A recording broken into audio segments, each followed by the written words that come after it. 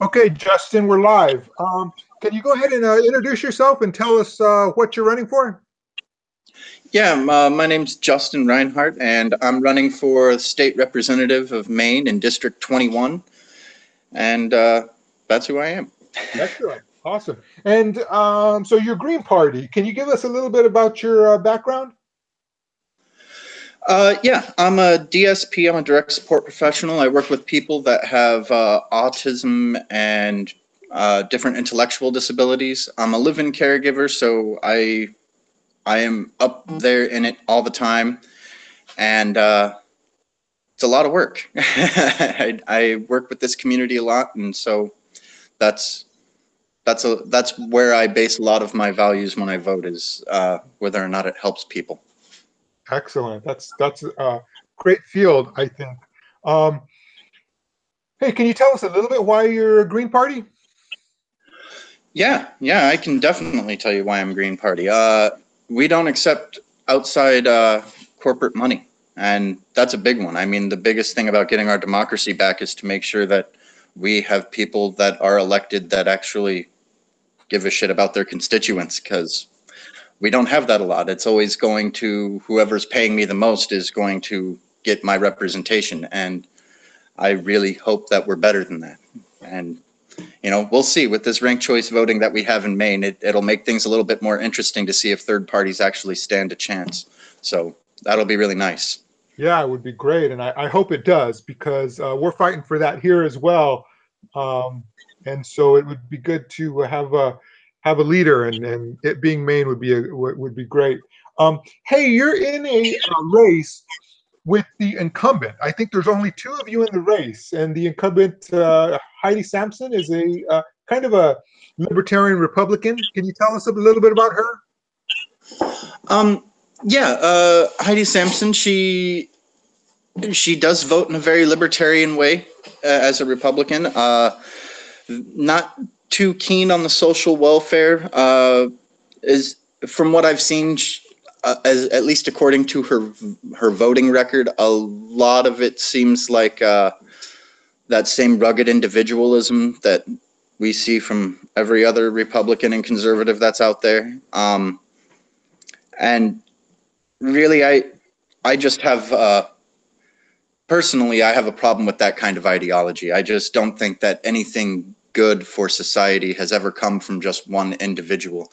It's always when we come together to try to work on something that great strides in humanity are made. It's not that we had one guy who made something happen years ago and that's what we're building off of now. It's always been a collective. And so I fundamentally disagree with her idea that it's just rugged individualism and that Randian ideology of doing it by yourself and selfishness is okay. I can't buy into that. None of that resonates with me, and I know that I'm not alone in that, at least not in my area, in my district. And so I'm trying to give people another option, as opposed to that rugged individualism, to a chance to come together and make things happen for everybody and not just those who can afford it.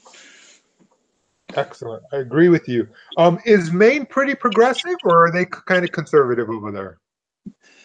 It's a really weird mix here. Like when you get to the cities, like your Augusta and your Bangor and your Portland, it's definitely more progressive in those places. But Maine is really rural, and the more that you get out into those areas where it's just trees and fields, it gets pretty conservative. So it's hard to say. I know the last election, Bernie Sanders won the primary by like 40 points. It was like 70-30 here. So, I mean, there's definitely enough progressives to make some noise. I just don't know where exactly they're spread out over the area and how much of a voice they get to hear, because they're out in the sticks. And in your district, is it one of the progressive districts near the cities, or is it in more of a rural area that's considered conservative? I'm at the cusp. Okay. I'm really, like, my district is cut up and gerrymandered in such a way that it looks like a kindergartner drew on a map. And they were like, okay, we're going to take half of this town and half of this town and these two full cities and maybe a quarter of this one. And so it gets really hard to say like where the line of conservatism and progressiveness is drawn. But I know, at least in my own city of Limerick, and not so much the other 4 cities that are surrounding, I know at least in my city of Limerick, we are a pretty progressive city. Okay, excellent. Hey, let's get into the issues. One issue that you seem to be very in favor of is single-payer healthcare. Can you talk to us about that? Oh, yeah. Yeah, I absolutely think that it's imperative that single-payer healthcare is implemented. It's not only the cheaper of the options, but it's the morally right thing to do. I think that it's morally repugnant to leave somebody who needs care because they can't afford it. Those kinds of ideologies and senses of you should have to pay for whatever kind of service of things that it is that you need by either having a job or being a citizen or whatever. I understand that nationality and contributing to society have its place as far as work goes. But I don't think that's the end-all be-all for whether or not you should help somebody. I don't think that whether somebody's Canadian or Mexican, their nationality and your work status in that particular moment don't matter. I would much rather see a society that's willing to help each other as opposed to, questioning whether or not what insurance card they have before they are willing to give them care. And I think that's super important. That's how we make ourselves better. And you as a caregiver have experience with probably people who are covered and who aren't covered and what they can receive, basically. Yeah, I see it all the time. And the truth is, funding for insurance companies, even if you're talking about like Medicare, Medicaid, and even those kinds of programs, whenever there's a conservative administration, be it at the state level or at the federal level, those programs tend to be the first ones caught in the line of conservatism. It's the reason we're broke is food stamps or Medicare, Social Security, or all these other social welfare programs that we use. And that's never it. Those things usually make up like 10% of the total budget at best, maybe, if you include all of Medicare and Medicaid. And it's just not enough to make a dent in what they would consider our grandiose spending when 60% of our discretionary budget is used on the military. It just doesn't make any sense.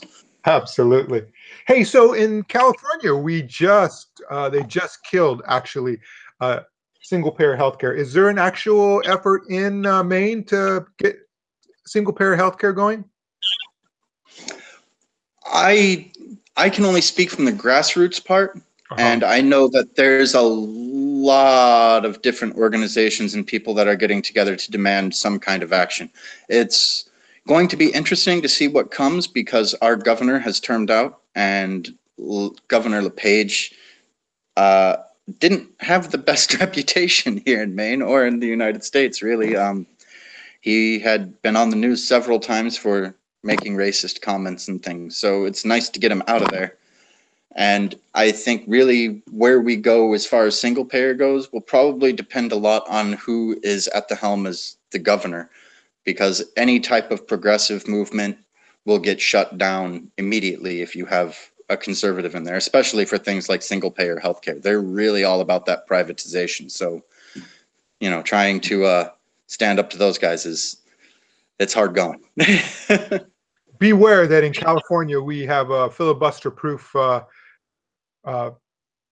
lower house, Senate, and governor, and we still couldn't get single-payer passed. So it's an uphill battle with any of the two corporate parties, let me tell you. Okay, so you're also you also advocate for free community college. Can you talk about that? Yes. Yeah, I really just think that we need to expand public education. I mean, as a whole, instead of making it K through 12, we should make it K through 16. And if you want master's education after that, I mean, I suppose that we could privatize programs like that. I would still like to see them public, but I definitely don't think that a high school education is enough to make it, and the type of economy that we have and the type of workers that are needed for today. High school isn't cutting it. We don't have a ton of manual labor jobs that are going unfulfilled. We have a lot of service industry jobs that get filled and turned over. But as far as good paying work, you have to have the educated workforce in order to do it. And we don't. We just don't. School is inaccessible to most people unless you start off with a big leg up and you're willing to, or start behind the ball with, $100,000 in debt for a bachelor's degree or whatever it is. Maintaining that we have the capability of educating ourselves without, going hundreds of thousands of dollars in debt, that's really important. And I don't think that the money that we would use to expand public education to grade 16 would be significant enough and as far as a tax that would go to pay for it. I don't think it would be significant enough that anybody would recognize it. Not for what they're getting, especially if you're getting a 4-year college degree. I don't think that there's any I don't think there's any comparison as to the cost savings. I agree. And ironically enough, one of the arguments against single payer is that we don't have enough doctors. And if you made college tuition free, it would open up college for a lot of people who could potentially be doctors. In our progressive issues, a lot of times are related, and that's one way that these two are related. Hey, so I would actually really like to see that. I would really like to see if we get a single payer system to where we can offer government incentives to make it so that we get more healthcare workers, because those things are really important. I mean, we really should be doing things like that. It shouldn't be free to go learn how to kill people and cost you $100,000 to learn how to save somebody's life. That is a prime example of everything wrong with today.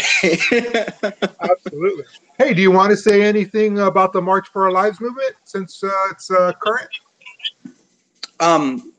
Yeah, I mean, really, I admire these kids for standing up for things like that. I grew up in California, so I was there. I grew up in Riverside, like all up and down the 15 and the 215. I've been there. I know exactly where y'all are at.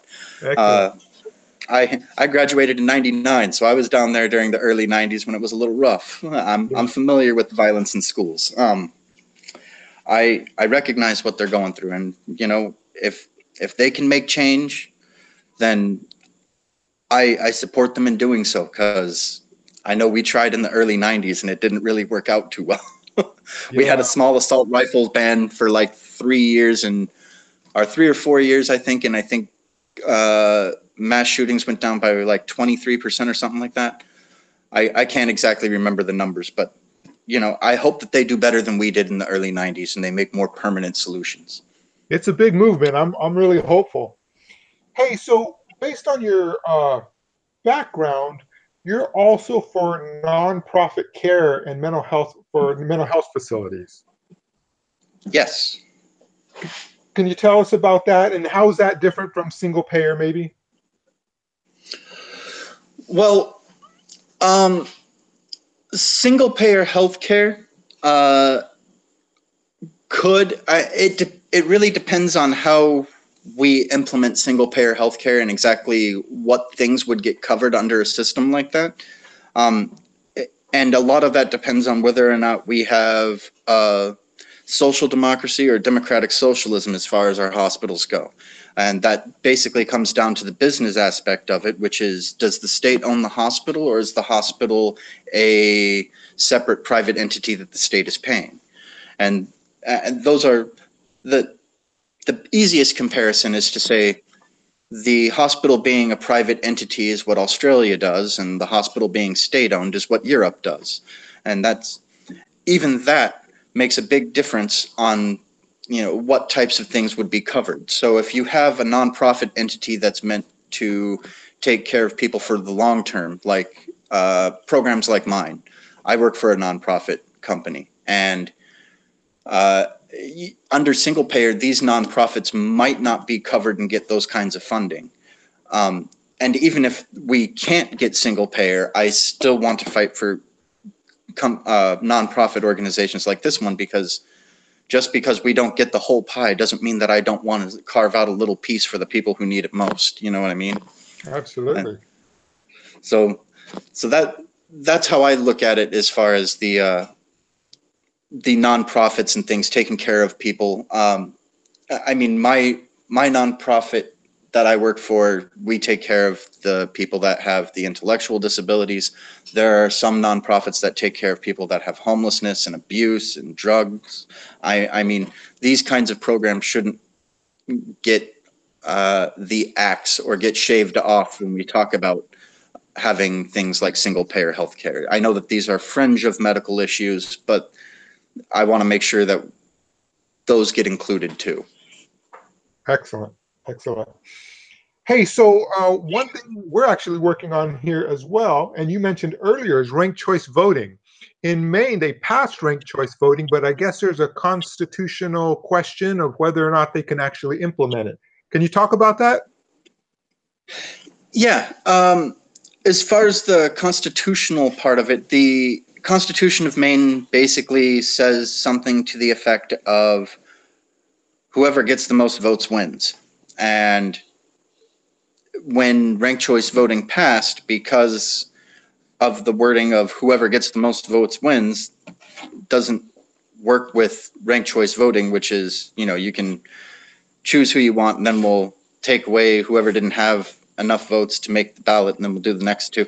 It didn't work that way. So they're fighting it legislatively. But from what I understand, the people really want more options. And we passed ranked choice voting by the people. It was a petition put out by the people. We passed it, and legislators are trying to stop it. So again, it just speaks volumes to that whole, electing people that represent you and not moneyed interests, because the state spoke very plainly that they wanted ranked choice voting, and the legislators seem to be trying to hold on to their jobs instead. Yeah. So what do you think its chances are there in Maine of getting through? Well, we are working with ranked choice voting for this election come up in November. So we will have it implemented for this election. But from what my understanding is we're going to give it a trial run for this primary season that we're doing for this November in the midterms. And then they're going to do some more legislation and find out whether or not they want to do it for 2020. And I'm hoping that they keep it around for 2020, because I don't think that one election is enough to gain any type of real data on. So I'm hoping that we can continue with it. A, not only is it what the people wanted, but B, if you're going to say, we're doing a study to find out if this works or not, you're going to need more than one test size. Right, right. Well, I hope you guys are successful. Let me see here. Couple of issues that are important there in Maine right now is drug cost transparency. I guess that's going through the legislature, or they're deciding on it. Do you have any opinions on that? Yeah, a lot of what the drug transparency issue is people are tired of seeing markets go up for things like EpiPens, where they went up like 1,100% overnight. Like that's, again, I mean, it speaks to the whole necessity of single payer healthcare. I mean, all of these issues kind of tie in together one way or the other. And I mean, it goes into what I was saying earlier about the whole, wanting to help people thing. Like, there is no reason why we should be allowing private companies to gouge us when we're the most needy. Like, you're talking about people that are literally in life and death situations, and in order to save them, you're like, no, I'm gonna need you to empty your wallet. It's extortion. And I think it's appalling. Really. Yeah, I agree with you. Okay, and so there's another issue right now with tribal water rights here in well, let me just back up. Is we had the Dakota Access Pipeline, indigenous people fighting to protect their water. We had the Flint water crisis, and here in California, we have Nestle taking our water even when we were at the height of our drought. Sounds like you guys are having a water fight there, or your indigenous people are having a fight for their water rights as well. Can you talk on that? Yeah, they most certainly are, and lo and behold, it's Nestle again. So we feel your pain. Nestle was granted a 45-year sole contract to the aquifers in Freiburg, I want to say is where it is, and it's not only hurting the indigenous people. The indigenous people had their water rights recently kind of stripped from them by the state. In my own opinion, I don't think the state's holding up their end of the treaty. Again, I'm not a judge. I can't break down the legality of it, but it seems to me like it was a very open stated move to take water rights from the indigenous people in order to get a pipeline through their waters. And that's exactly what's been happening. And we've seen it not only in Dakota with the Keystone pipeline, but we've seen it everywhere. Indigenous people tend to get the shaft more often than not. And I can't speak to any other representative or anything, but I know myself as a representative, I would have a hard time trying to justify any type of action taking against indigenous people because we've done them so poorly in the past. And I think a lot of people are afraid to say that. I think that, the Native Americans and the indigenous people of America have gotten screwed so long, and I'm not. I'm really not afraid to say that. And I'd be willing to support them in what kind of causes that they go after, and probably 99% of cases. I can't think of the 1%. I just don't want to leave myself open to be like, you said that you would represent, and I'd be like, well, this one thing, but but in 99% of cases, I agree with most. I agree with indigenous people in most cases. So I mean, I would have a hard time justifying to myself why it's important to take away water rights from indigenous people in order to build a pipeline. I don't think that's benefiting anybody but somebody's donor. So I mean, I think that's something that we need to take up with money and politics as opposed to anything else. I mean, I'm all for the water rights and stuff, but as an individual, even as a representative for us right now, because it's tied up in legal processes, aside from garnering attention, there's really not much we can do other than show our disgust at the state, which is what we do when we go to protests and things. And I do go to those. So I mean, that's what we got. Sure. And like I just reviewed at the beginning, it seems like they're trying to control the basic human need of water. And I think that's part of subjugating the citizens, basically, that we're going to have to pay private corporations for water eventually.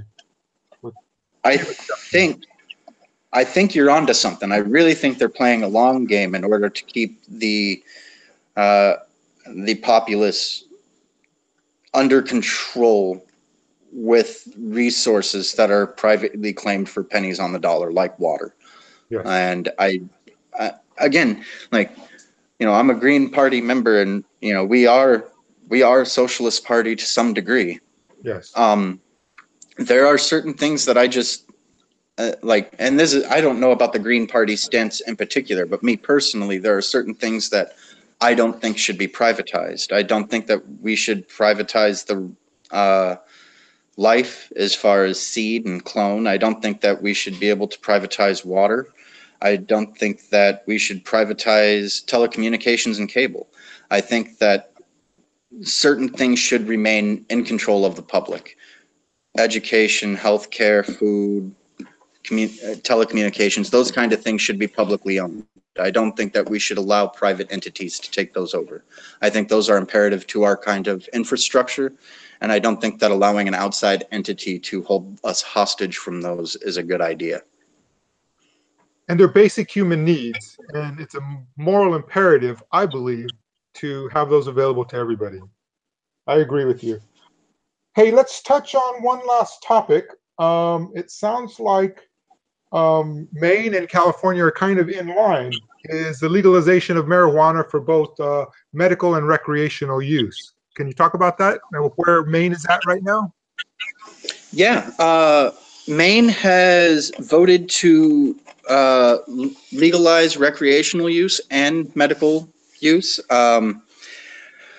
We are having an issue in Maine as far as the legislators trying to figure out exactly how they're going to regulate marijuana sales for brick and mortar style shops. And business owners and different dispensaries, caregivers, people that are growers have found ways around this by making delivery services for donations. So essentially you're not paying a brick and mortar shop, you're paying somebody a donation for a delivery service, and they will drop off edibles or distillate or wax or shatter or whatever it is that you need.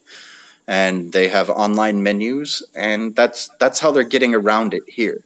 I would really like to see more brick and mortar style stores. I would like to see more of those in the communities. And I know that each community has a yay or nay on whether or not they're going to allow sales. And that's another issue in Maine that we deal with. I personally would like to see more, only because it brings in tourism. It brings in people from the community to actually go to these places, and it makes it more normalized so that people don't think that it's only criminals and jazz musicians playing, smoking weed. So I would really like to see more B&Ms open up, so people see like, oh, that's the kindergartner teacher. It isn't, you know, this deadhead that's been playing in a cover band for 6 years, you know. Absolutely. Absolutely. Hey, so is there anything else you want to cover? Anything we did, any topic that we didn't touch on? No, not that I know of. I think that's pretty much it, man. Okay, cool. Now, if somebody wanted to help your campaign or contribute to your campaign, you want to tell us what your website is to do that? Oh, yeah. I have a crowd pack at Justin Reinhardt for state representative and District 21. That's my crowd pack. I have a Facebook page, which is Justin Reinhardt for state representative. I'm at Twitter at Justin Reinhardt. Pretty easy to find on social media, and I answer all questions. So anytime somebody wants to give me a message, when I see it, I will answer you. Excellent, excellent. So in the description of this video, I'll go ahead and put your crowd pack, and maybe we can get you some donations or maybe some help, and maybe I'll put your Facebook for people who want to maybe donate some of their time as well. I would really appreciate that, man. Running against big money interests is tough. As for every green. But I think it's positive that there's just two candidates, and you're the progressive candidate, and the people can choose between a progressive and a conservative, and I like our chances there. Yeah, I'm not sure if the Dems have anybody running or not. I've heard that they might, but I don't know. I haven't officially heard anything yet. I thought I heard there was only two candidates, but maybe I'm wrong. Hopefully, either way, I wish you luck. All right, and thank you. I appreciate it. Yeah. All right, thanks, man. It was a pleasure talking to you.